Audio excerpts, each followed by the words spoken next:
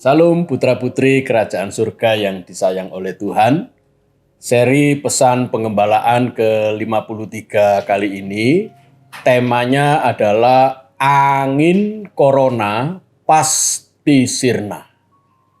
Kita yakin dan percaya, walaupun badai pandemi corona saat ini belum pergi dari dekat kita, tetapi ayo kita meyakini bahwa angin corona pasti sirna. Saudaraku, seorang bapak yang telah saya anggap sebagai orang tua saya sendiri dalam berbagai kesempatan untuk meeting, baik dengan yayasan maupun salah satu sekolah yang dinaungi oleh yayasan itu. Ketika meeting, beliau berkata, "Sudahlah, jangan khawatir, jangan takut.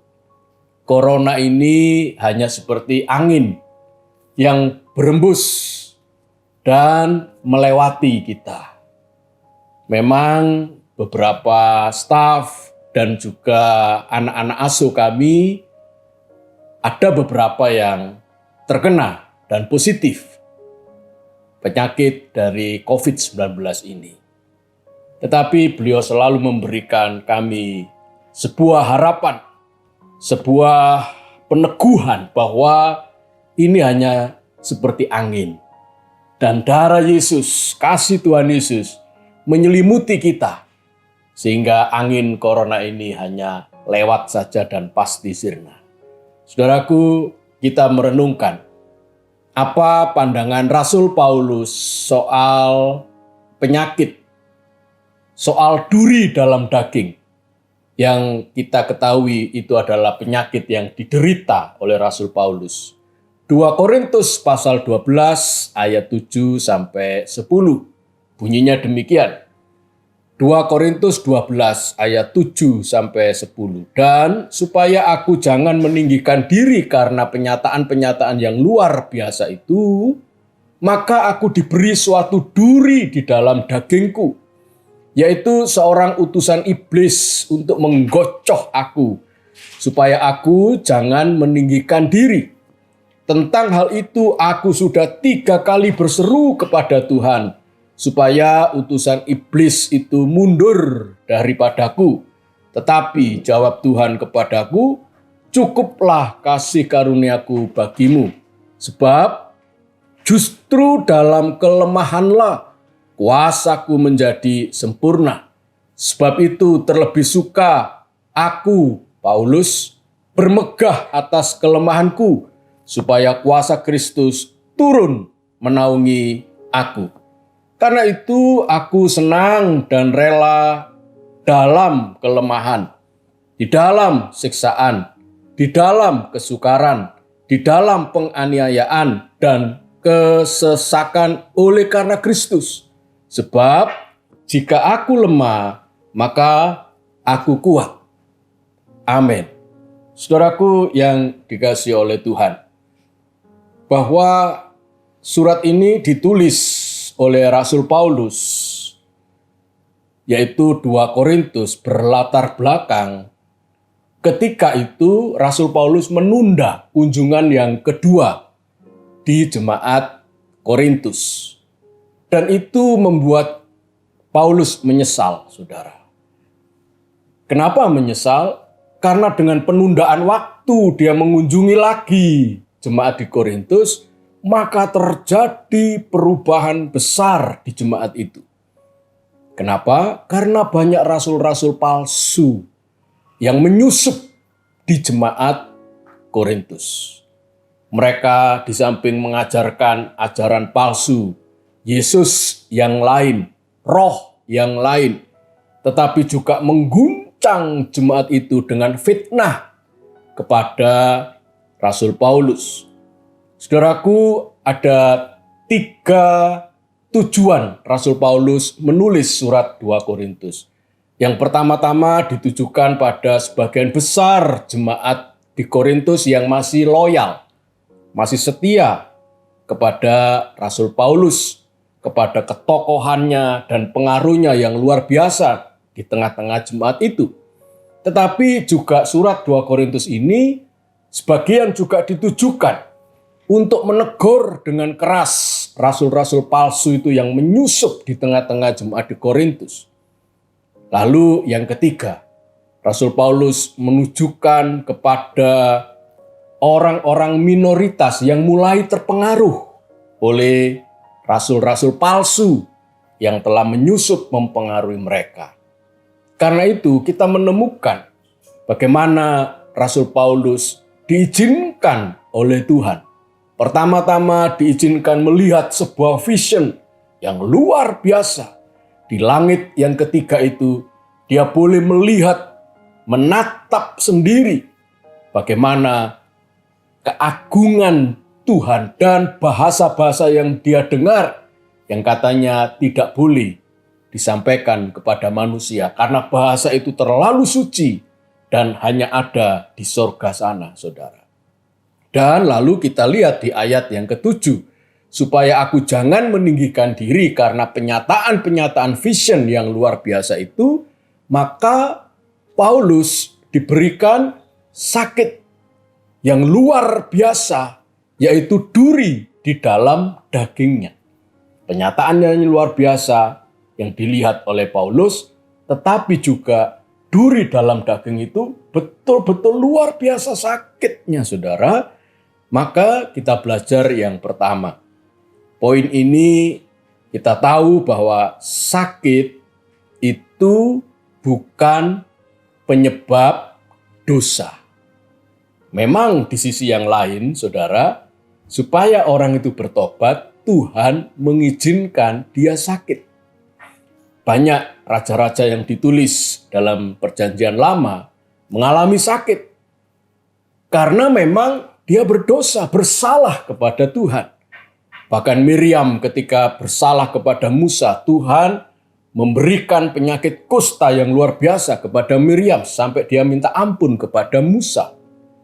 Tetapi juga tidak semua, sekali lagi tidak semua, saudara, penyakit itu karena dia berdosa.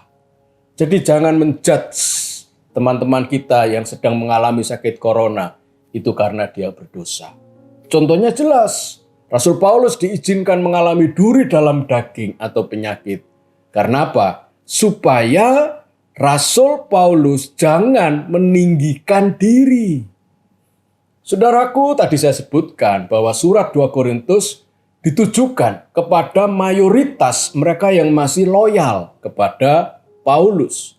Tetapi supaya Paulus tidak meninggikan diri, apalagi diangkat ke surga, langit yang ketiga, lalu melihat penglihatan yang luar biasa, maka Tuhan menekan egonya, memberikan duri dalam daging supaya dia tetap rendah hati.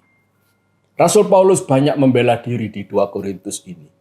Tetapi supaya pembelaan dirinya tidak lalu overacting, saudara, lalu seolah-olah dia membela diri dengan keegoannya, maka Tuhan memberikan duri dalam daging supaya dia tidak tinggi hati.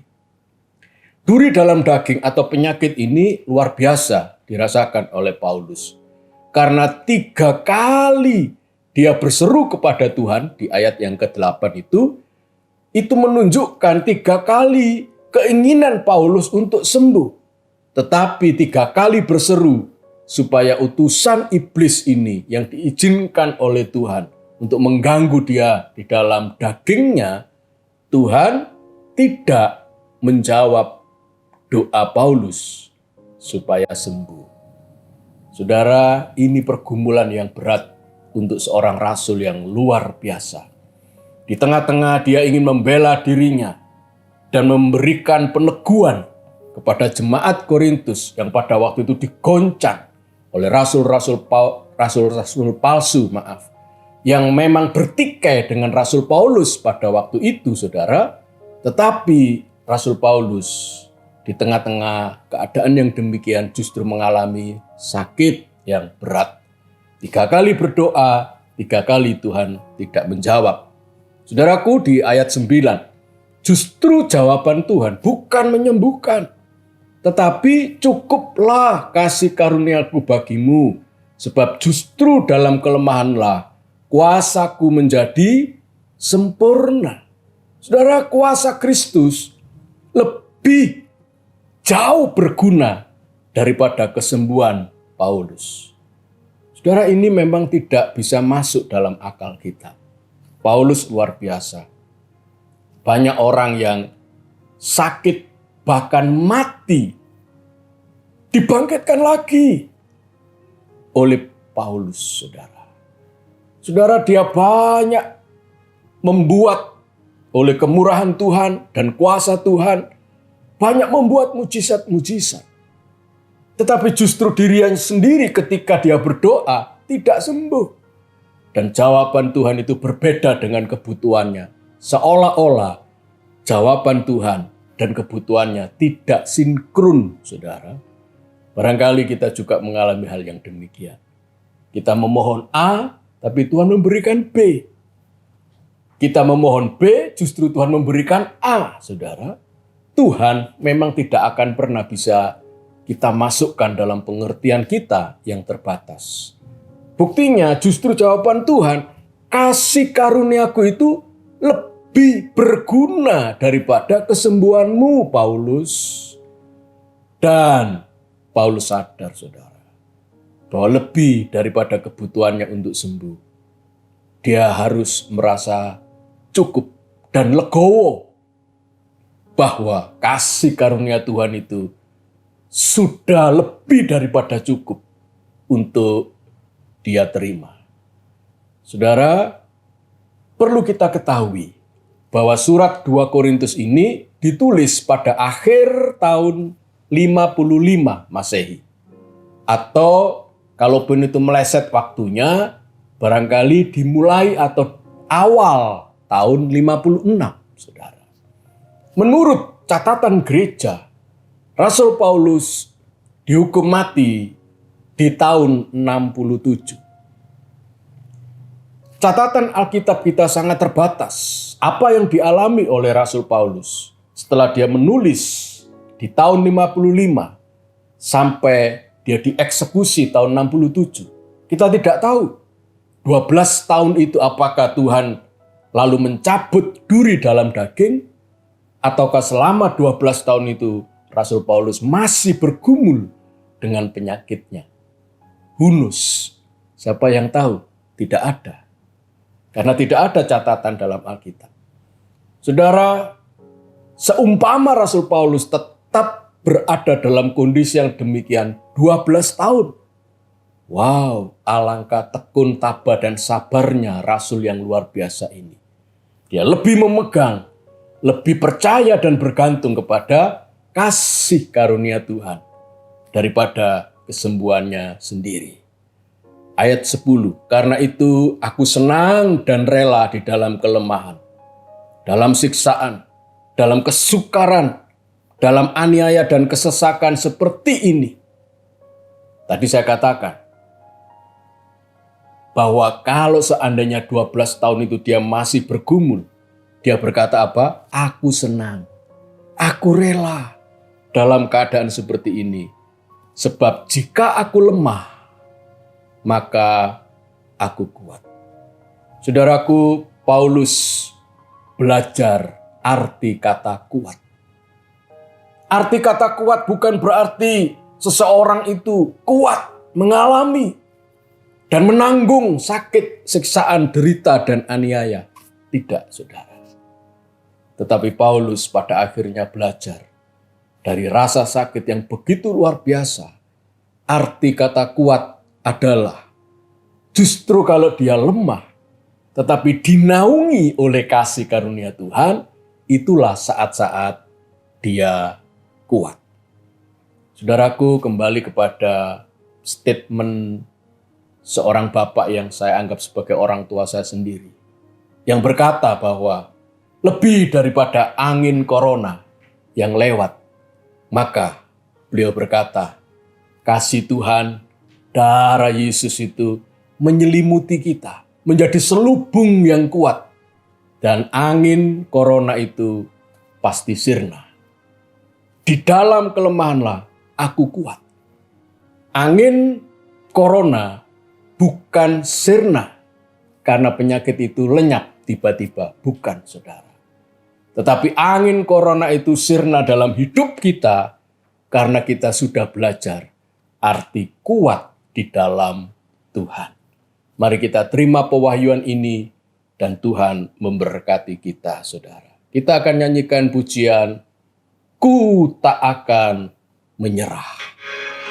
Karena Engkau begitu baik dalam kehidupan kami, Tuhan. Haleluya. Dalam segala perkara Tuhan punya rencana yang lebih besar dari semua yang kupikirkan. Apa yang telah Kau perbuat, tak ada maksud jahat, sebab itu ku lakukan semua denganmu Tuhan. Ku tak akan menyerah pada apapun juga, sebelum ku coba semua yang ku bisa, tetapi ku berserah kepada kehendak-Mu.